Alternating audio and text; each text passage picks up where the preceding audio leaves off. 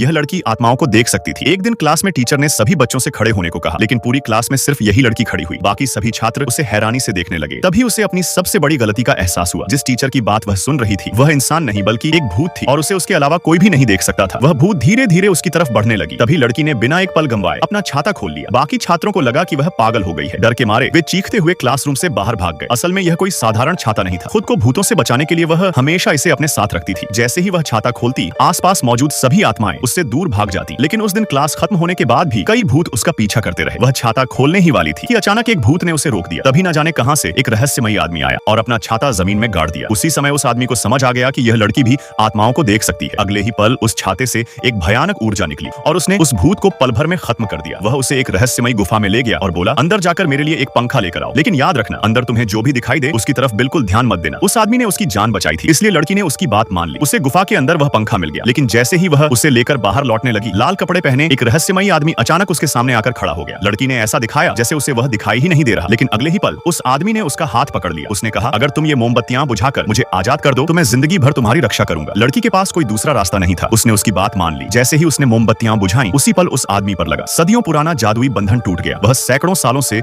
उसी गुफा में कैद था। आजादी मिलते ही उसे अपनी आंखों पर यकीन नहीं हो रहा था। वह वहां से जाने ही वाला था कि लड़की ने उसे रोक लिया। उसने कहा, कृपया मेरे साथ रहो और मेरी रक्षा करो। तभी उसे अपना किया हुआ वादा याद आया। लेकिन अगले ही पल उसने अपनी रहस्यमयी शक्तियों का इस्तेमाल किया और लड़की की जिंदगी से जुड़ी हर याद हमेशा के लिए मिटा दी।